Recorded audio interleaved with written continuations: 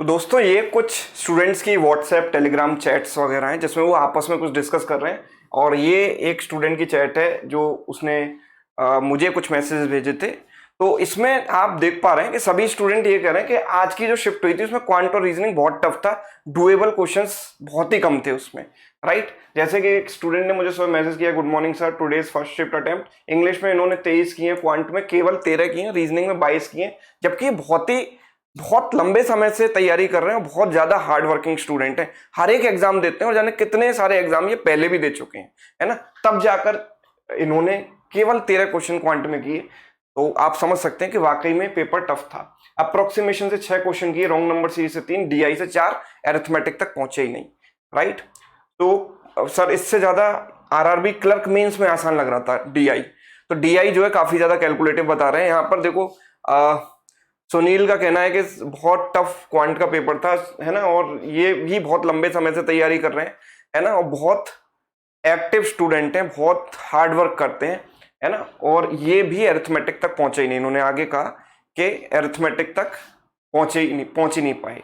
यहाँ पर भी एक स्टूडेंट व्हाट्सएप ग्रुप में चैट कर रहे हैं कि quant and reasoning was very hard, है ना। तो ये पेपर वाकई में आज का जो आया है वो काफी टफ आया है। इनफैक्ट मतलब पिछले जो शिफ्ट्स हुई हैं उनमें भी टफ था, लेकिन आज का कुछ ज्यादा टफ था और कैलकुलेटिव था स्पेशली, है ना। तो अब हमें करने की क्या जरूरत है, यहाँ पर दो चीजों को हमें ध्यान में रखना है। पहली चीज तो ये कि अगर कोई शिफ्ट टफ आती है तो उसमें बहुत ज्यादा पैनिक करने की जरूरत नहीं है।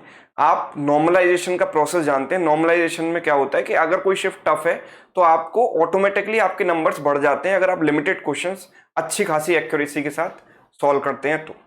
दूसरी चीज कि एक आपको अपना माइंडसेट थोड़ा सा बदलने की जरूरत है।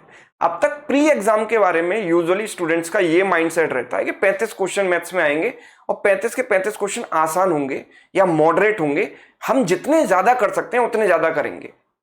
या कुछ लोगों का माइंडसेट ये होता है कि केवल डीआई, क्वाड्रेटिक, अप्रोक्सीमेशन और ये सब नंबर सीरीज वगैरह से हम एग्जाम निकाल सकते हैं, है ना, कट ऑफ निकाल सकते हैं। तो ये एसबीआई ने उन सभी लोगों के लिए एक आई ओपनर शिफ्ट दी है ना। ये देखो, आप अगर डीआई पर गए, है ना, आप अरिथमेटिक तक ना पहुंचने का केवल एक ही रीजन है कि आप ये सोच कर गए थे कि पहले मैं डीआई के क्वेश्चन करूंगा और डीआई आ गया कैलकुलेटिव और कैलकुलेशन में आप उलझ गए।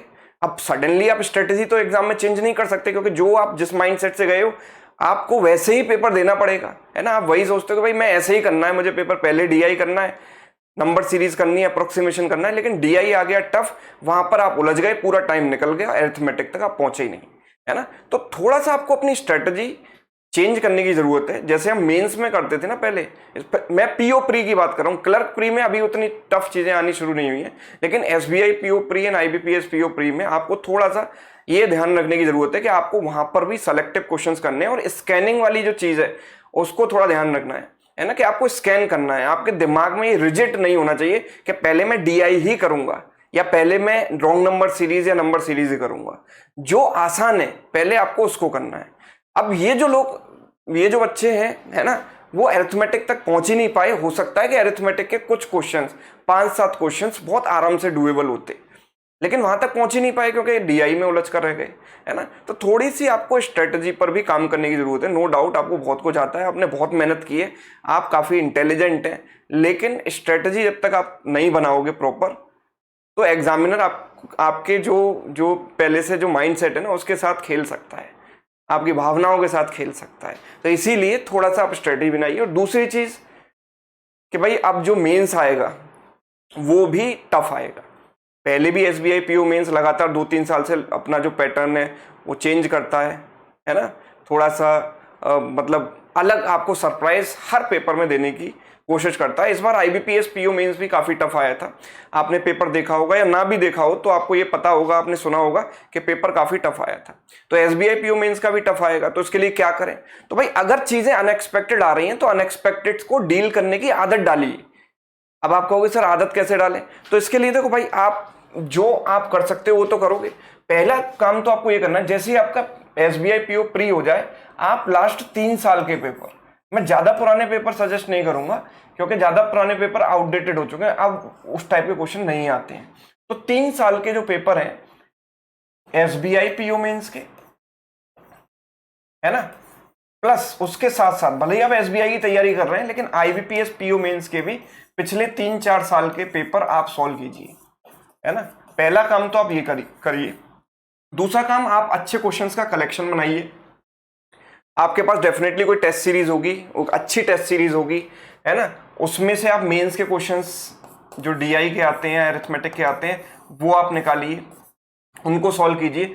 तीसरी चीज कि अनएक्सपेक्टेड क्वेश्चंस को हम कैसे डील करें, तो उसकी आपको आदत डालनी पड़ेगी। उसके लिए आप क्या कर सकते हैं कि कैट के प्रीवियस ईयर्स के कुछ डीआई सेट्स, कुछ, मैं ये नहीं कह रहा कि सारे, बिकॉज सारे बैंक एग्जाम्स के लिए रिलेवेंट नहीं होते, है ना। तो जिस भी टीचर से आप पढ़ते हैं ऑफलाइन या ऑनलाइन, आप उनसे कोई भी डीआई सेट आप लीजिए जो आपको लगते हैं कि सर ये एग्जाम में आ सकता है, ये बैंकिंग से रिलेवेंट डीआई सेट है ना। तो आप उनसे पूछिए कि सर इस टाइप का क्वेश्चन हमको करना चाहिए या नहीं करना चाहिए। अगर वो कहते हैं यस, तो आप डेफिनेटली उनको कीजिए, है ना। तो अनएक्सपेक्टेड क्वेश्चंस को सॉल्व करने की एक आदत आपकी बन जाएगी, है ना। और बाकी सब क्वेश्चन सिलेक्शन के थ्रू, मतलब बहुत सारे क्वेश्चंस हैं जिसमें से कुछ कुछ मॉडरेट भी होंगे, मतलब सारे के सारे डिफिकल्ट तो नहीं होते ना, कुछ कुछ मॉडरेट क्वेश्चंस हैं, उनको भी आप सेलेक्ट करके एग्जाम निकाल सकते हैं। तो question selection plus unexpected question से डील करने की प्रैक्टिस, ये मेंस के लिए जरूरी है। बाकी मेंस की स्ट्रेटेजी के बारे में हम डिटेल में भी बात करेंगे, डिटेल वीडियो भी मैं उसके लिए बनाऊंगा। लेकिन फिलहाल एक मोटी मोटी बात यह है कि प्री जो एग्जाम था आज का, वो काफी ज्यादा डिसअपॉइंटिंग था क्वांट पॉइंट ऑफ व्यू से, है ना। तो उसमें जो पहले से स्ट्रेटेजी चलती आ रही थी, मतलब एक जो मेजॉरिटी का माइंडसेट था कि पहले ये करना है, पहले वो करना है, वो कुछ काम नहीं आया, क्योंकि डीआई आ गया काफ़ी टफ, और बाकी सारे मतलब जो क्वेश्चन थे रॉन्ग नंबर सीरीज वगैरह, ये भी ट्रिकी आ गए, और एरिथमेटिक तक बच्चे जो है पहुंच ही नहीं पाए। तो अब थोड़ा सा अपनी स्ट्रेटजी में बदलाव करने की ज़रूरत है। होपफुली मेरी बात आपको समझ आई होगी, इस पर ध्यान भी देंगे। Thank you so much.